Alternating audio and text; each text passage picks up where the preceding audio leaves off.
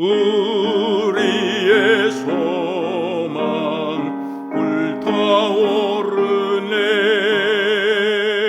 주님은 우리의 소망,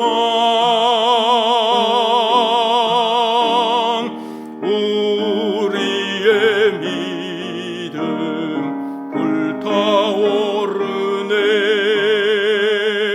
말씀에 굳게 선 믿음,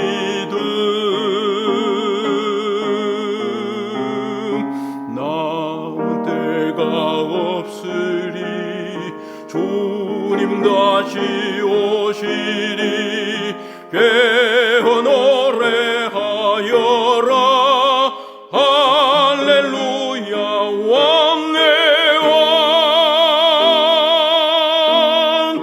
우리의 소망 불타오르네.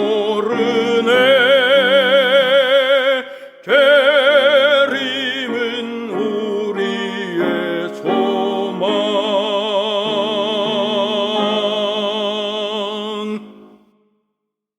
안녕하세요.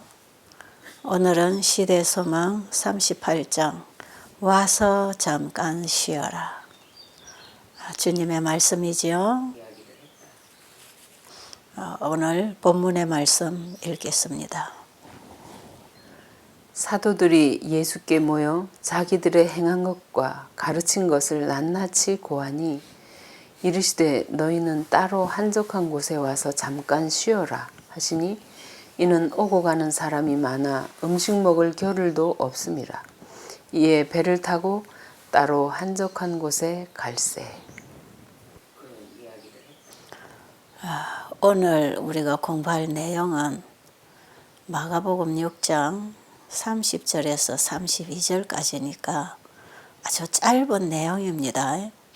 그래서 오늘은 간단하게 공부를 하고 마치도록 하겠습니다. 어제 우리가 최초의 복음 전도자들을 예수님이 파견하시고 그들에게 주의 말씀을 다 주시고 보냈을 때에 이 제자들이 갈릴리 지방 이곳저곳을 다니면서 예수님께서 행하신 그런 능력을 받아서 병자도 고치고 복음도 전하는 일을 했을 때에 제자들은 선교 여행에서 일어난 일들을 예수님에게 샅샅이 얘기를 했어요. 그때에 예수님께서는 그 얘기를 들으시고 제자들이 상당히 힘들게 일하고 왔다는 것을 아셨어요. 왜냐하면 예수님 자신도 그걸 겪고 계셨으니까요.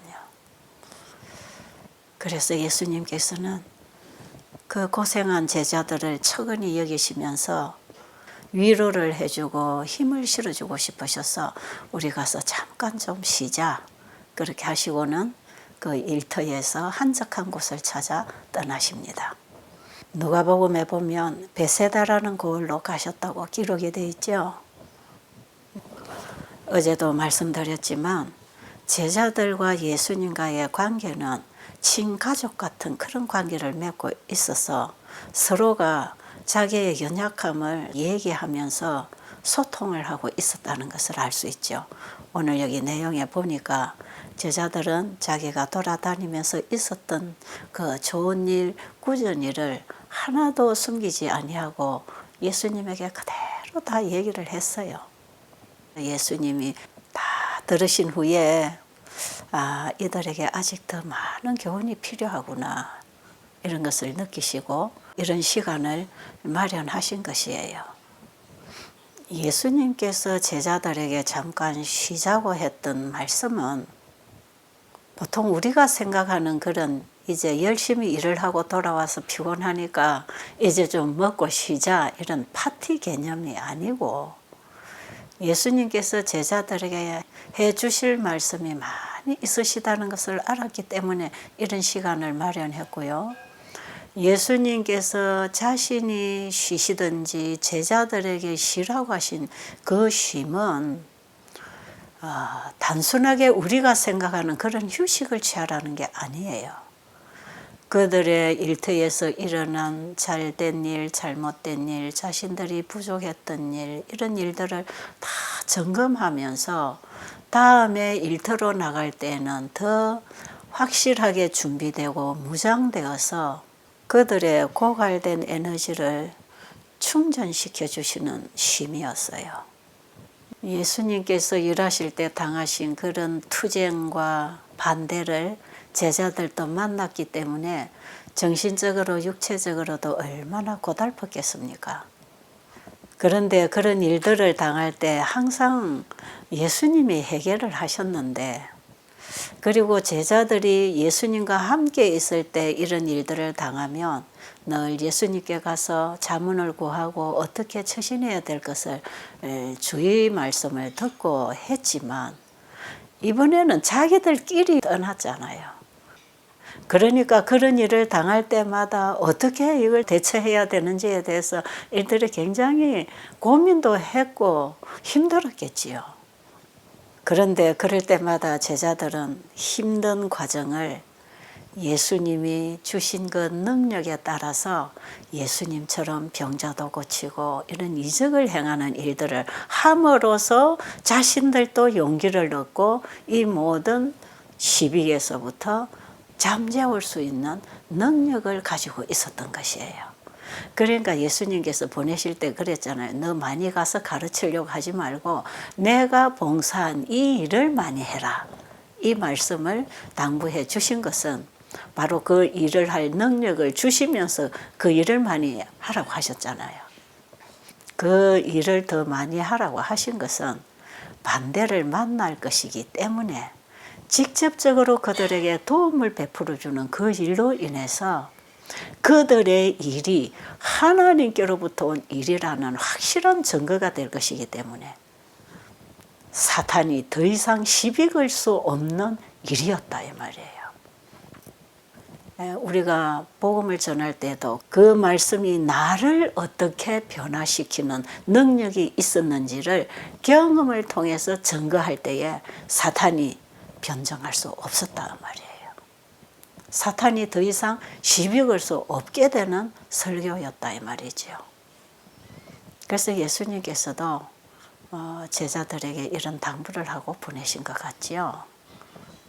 그러나 그들이 예수님의 말씀을 믿음으로 많은 이적을 행하고 봉사를 하고 왔지만 그 이적으로 봉사가 끝날 일은 아니잖아요. 그들은 또다시 예수님에게 와서 배우고 하늘의 양식을 먹어서 그 영혼이 충족이 돼야 되었거든요. 그래서 이런 쉼이 필요했던 것이지요. 예수님께서는 예수님이 맡기고 가셔야 할 그 사업을 하는 일꾼들에 대한 대단한 관심과 애정과 정말 그들을 아끼고 싶은 그런 마음이 간절하셨어요. 그러니까 이 제자들을 향한 주님의 마음이 얼마나 애타고 애처롭고 애정이 쏟아지고 그들이 예수님에게는 얼마나 귀했겠습니까? 예수님의 애정은 오늘날에도 마찬가지예요. 오늘날에도 죽어가는 이 세상 참 불쌍한 영혼들을 위해서 이 생명의 기별을 전해줘서 그들이 살도록 봉사하는 그 일을 하는 일꾼들을 향해서 예수님의 애정과 관심이 집중되어 있다는 것이지요. 그리고 이 일을 하는 종들에게 아껴서 주지 못하고 간직하고 계신 게 뭐가 있겠습니까?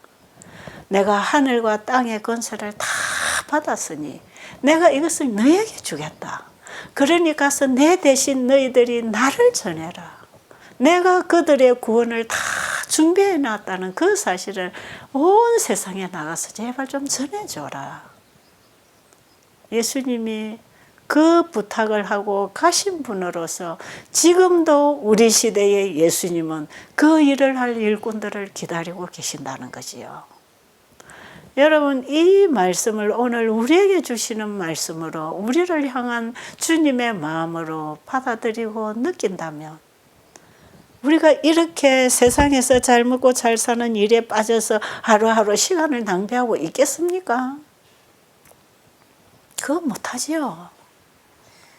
할 수가 없어요. 이 세상을 향한 우리 하나님의 마음이 어떠한가를 알면 이 세상에서 복음을 전하는 일보다 더 중요한 일은 없어요.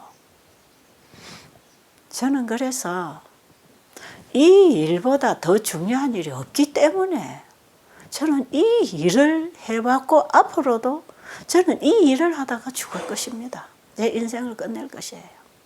한 사람에게라도 이 복음을 전해줘서 그들을 살리는 것이 우리 주님의 간절한 바람이라면, 이것을 하는 것을 우리 주님이 가장 기뻐하신다면 우리가 그 일을 해야 되지 않겠어요? 우리가 정말 예수님을 사랑한다면 그분이 기뻐하시는 일을 하고 싶지 않으세요?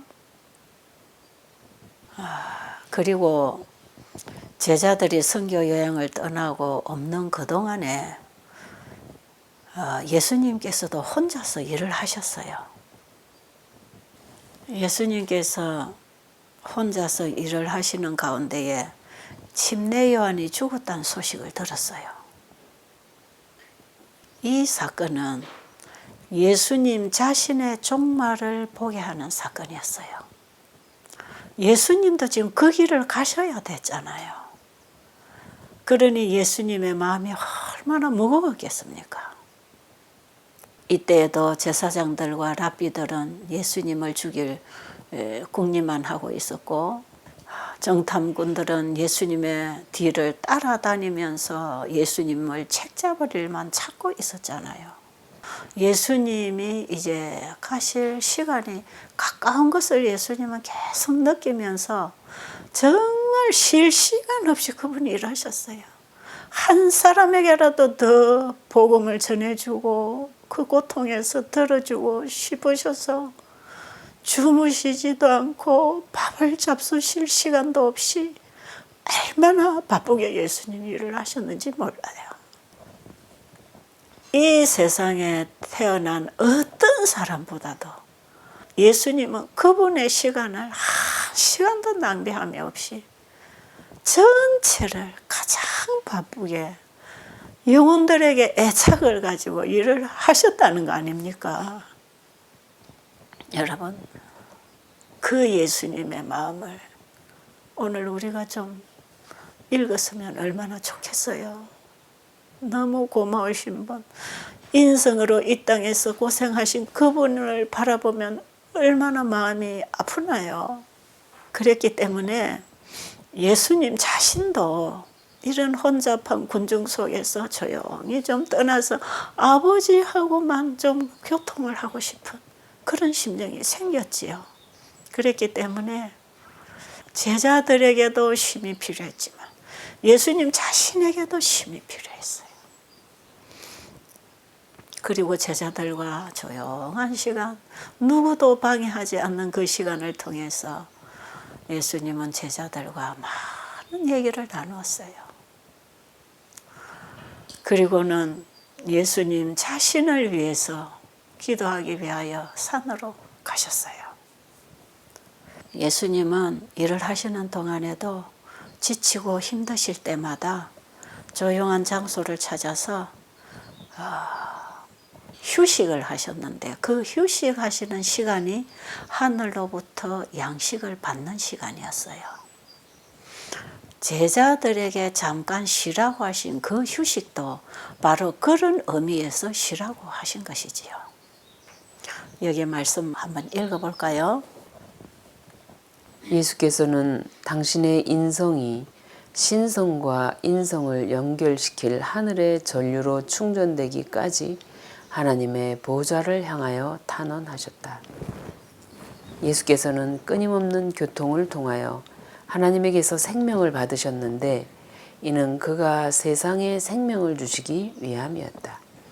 예수의 이 경험은 우리의 경험이 되어야 한다. 예수님께서 기도하신 그 기도는 우리가 기도할 때에 드린 그런 정도의 기도를 하신 게 아니죠. 우리라기보다 아마 제 자신에게 해당하는 것 같아요.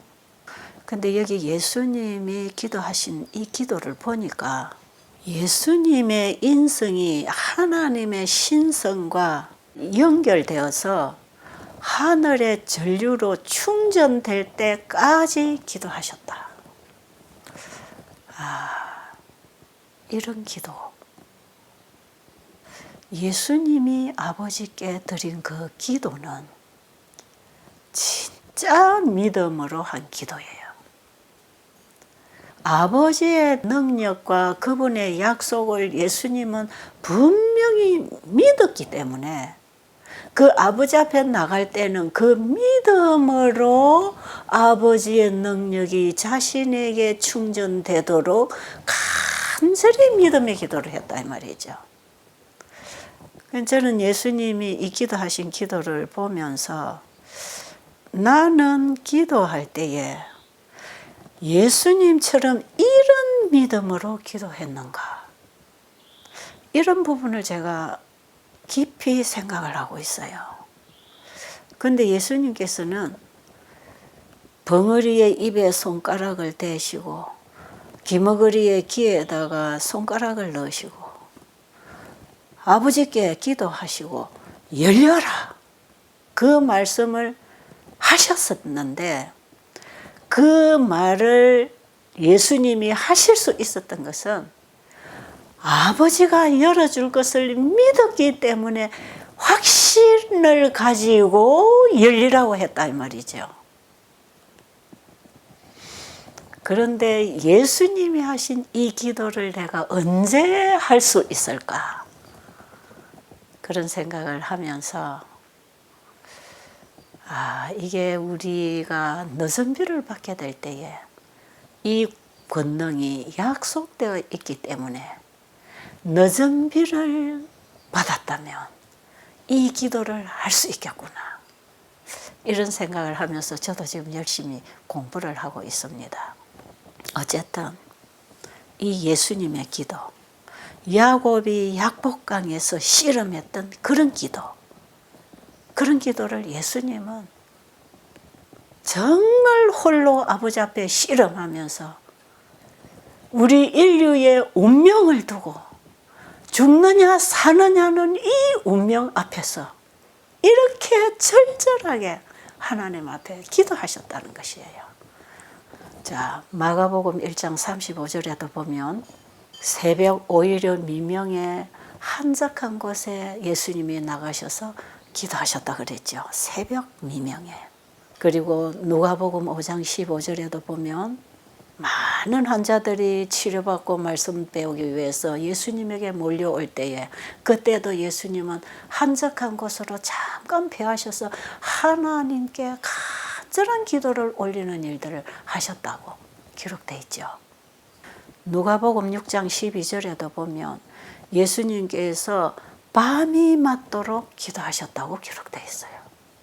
그러니까 예수님은 하나님 앞에 한번 기도를 드리기 시작하면 정말 그 하늘의 능력을 붙잡고 그 힘을 얻을 때까지 간절히 기도하신 분이에요. 그런데 오늘날 우리도 이런 기도를 하라고 하시네요. 예수님도 우리와 똑같은 연약한 인성을 입으셨기 때문에 하나님의 능력이 필요했던 것이지요. 예수님이 자신이 가지고 계신 신성을 가지고 오셔서 일을 하셨더라면 아버지 앞에 기도할 필요가 없어요. 그런데 예수님이 이렇게 간절히 기도하시고 아버지의 뜻을 받아서 순종하는 그 믿음을 보면 예수님의 인성은 우리와 똑같은 연약한 인성을 입으셨다는 것을 알 수 있습니다. 그런데 우리가 지난번에 공부를 했지만 예수님의 인성이 우리와 똑같은 연약한 육신의 몸을 입으셨지만 예수님의 마음은 죄 있는 마음이 아니라고 그러셨지요. 이 부분에 있어서 예수님의 마음과 우리의 마음은 다르다는 것을 기록하고 있습니다. 예수님에게 왜 이런 기도가 그렇게 필요했냐면 예수님은 끊임없이 아버지가 주시는 것을 받음으로 나누어 줄 수 있으셨기 때문에 믿음으로 받으시고 살아가신 그 예수님에게서 나타나신 그 의가 예수님의 믿음으로 말미암은 의였다. 이 부분을 오늘 우리가 배울 필요가 있는 중요한 주제입니다.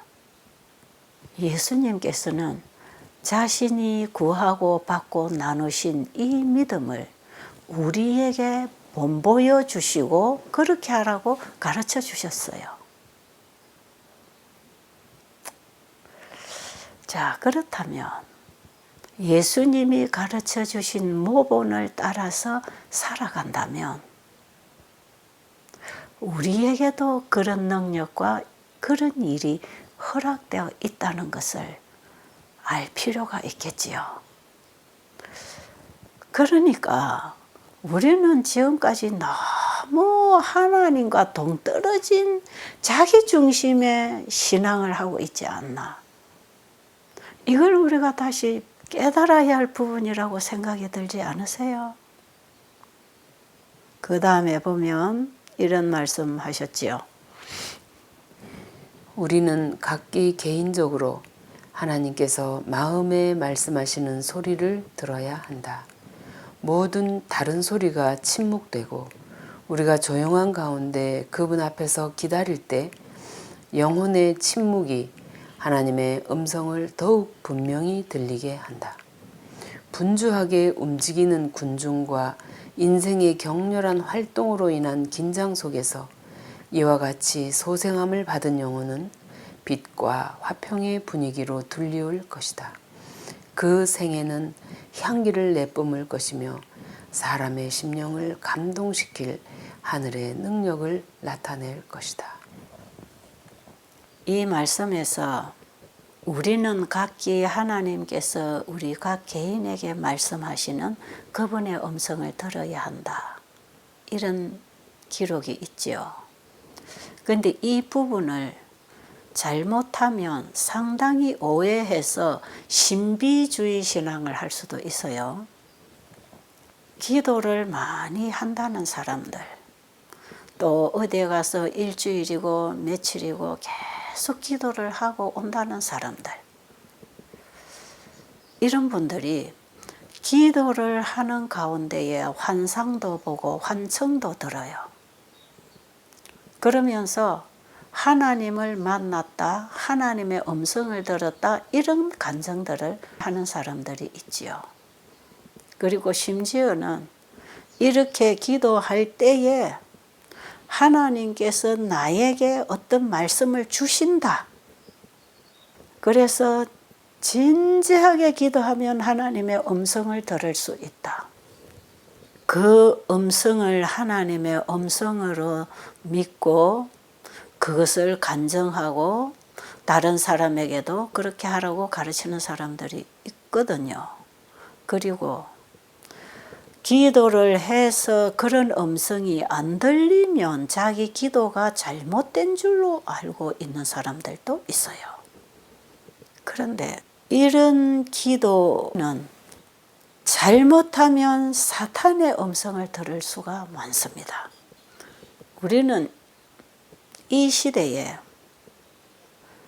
하나님 앞에 내 자신을 온전히 드리고 하나님의 뜻을 구하는 기도를 했다면 우리는 하나님의 음성을 말씀에서 들어야 합니다. 우리가 가지고 있는 성경 말씀에서 들어야 하는데 기도할 때 성령께서 하나님의 말씀을 기억나게 하시고 생각나게 하십니다. 하나님의 말씀을 생각나게 해서 기도의 응답을 받고 그 하나님의 약속이 이루어지려면 우리는 깨달은 그 말씀, 성령의 음성으로 들은 그 말씀을 생활 속에 실천을 할 때 기도의 응답이 이루어지는 것이에요. 이 시대에 하나님께서 우리를 인도하시는 방법이 있는데 기록된 말씀으로 말씀하시고 섭리의 과정을 통해서 우리를 인도하신다 그랬어요. 성령의 일이 하나님의 말씀의 일과 분리되어 있지 않습니다. 그래서 만약에 여러분들이 기도하면서 세미하게 내 마음에 말씀하시는 성령의 음성을 들었다면 그 말씀은 분명히 성경에 이미 기록되어 있는 말씀이에요. 그리고 우리가 성령을 통해서 기도로 하나님의 말씀을 들었다면 우리는 그 말씀에 순종을 하는 믿음을 가져야 합니다. 지난번에 우리가 예수님의 40일 광야에서 금식 기도하신 그 장에서도 보면 예수님이 아버지 앞에 금식 기도할 때에 자기의 지성과 감성과 의지를 온전히 아버지께 드림으로 아버지가 아들을 통하여 일하실 수 있는 그 모든 일을 공개해 주셨고 그 아버지가 보여주시는 그 과정을 따라서 예수님이 일을 하셨잖아요. 그런데 예수님이 이 땅에 오셔서 기도하시고 아버지의 뜻을 받아서 일하시는 그 예수님의 사명과 오늘날 우리가 기도하고 우리가 받아서 일해야 할 우리의 사명의 영역이 각각 다르다는 것도 알아야 돼요. 우리는 꼭 예수님처럼 기도하고 예수님처럼 따라서 일하는 게 아니고 예수님처럼 전적으로 우리 자신을 아버지께 드리는 기도를 할 때에 아버지는 우리에게 우리가 그날그날에 할 수 있는 일을 가르쳐 주시는데 말씀을 통해서 가르쳐 주셔요. 그래서 오늘 아침에 내가 1시간 기도했을 때 하나님이 그 1시간 안에 말씀을 주셔야 되는 게 아니고 오늘 아침에 내가 하나님 앞에 1시간을 기도했든지 10분을 기도했든지 내 자신을 주님께 온전히 드리고 주님 뜻대로 오늘 살겠습니다. 저에게 말씀해 주십시오 하는 그런 나를 포기하는 기도를 했다면 우리는 그날에 하나님께서 어떤 섭리의 과정을 열어가실 것이고 어떤 말씀을 듣고 보고 읽게 하실 것이고 누구를 통해서도 나에게 필요한 메시지를 주실 것이고 이런 섭리의 과정을 통해서 우리가 어떻게 일해야 될 것을 가르쳐 주시는 것이지요. 그래서 우리는 반드시 하나님께 오늘의 도움을 구했다면 그날에 하나님의 말씀을 읽어서 하나님의 음성을 들어야 합니다. 우리가 기도할 때에 성령께서 우리의 마음에 말씀하실 때에 우리가 본 그 말씀들을 기억나게 하셔서 깨달음을 주실 수 있으시지만 우리는 또 그날그날의 새로운 양식을 말씀을 통해 받아 먹어야 돼요. 그래서 정확하게 우리는 하나님의 음성을 성경에서 들어야 합니다. 우리가 성경을 펼 때에 늘 주님의 음성을 듣기 위해서 성경을 펴고 읽어야 돼요. 그런데 성경은 덮어놓고 주신 말씀은 다 덮어놓고 하나님이 그날 나에게 명령해 주시기를 기다리면 안 되죠. 이런 말씀은 제 경험 속에서도 적용이 다 되는 얘기죠. 제가 옛날에 그냥 눈이 보여가지고 열심히 이곳저곳 뛰고 오는 환자들 맞이하고 보내고 상담하고 환자들 도와주고 있을 때 진짜 너무 바쁘고 지치고 힘드니까요. 내 육에 있는 감정과 육에 있는 생각들이 막 앞서가지고 사람들에게 상처도 주고 일을 잘못하는 경우가 많더라 이 말이에요. 그런데도 자꾸 일만 보고 뛰면 그야말로 지쳐 쓰러지는 것이에요. 그럴 때에 잠깐 쉬어라 하는 그 음성을 말씀에서 듣고 정말 쉴 필요가 있었어요. 근데 진짜 저는 이런 쉬는 시간을 많이 못 가져가지고 실수도 참 많이 했습니다. 그런데 이제 지금에 와서 제가 눈이 안 보이니까 그야말로 쉬는데 그냥 일 안 하고 쉬는 게 아니고 나에게 눈앞에 보이는 일이 없고 보이는 사람이 없으니까 보이지 아니하는 하늘을 많이 보게 되고 보이지 않으나 하나님의 말씀을 통해서 그분의 가르침을 받으니까요. 내 영혼이 살아나는 것이죠.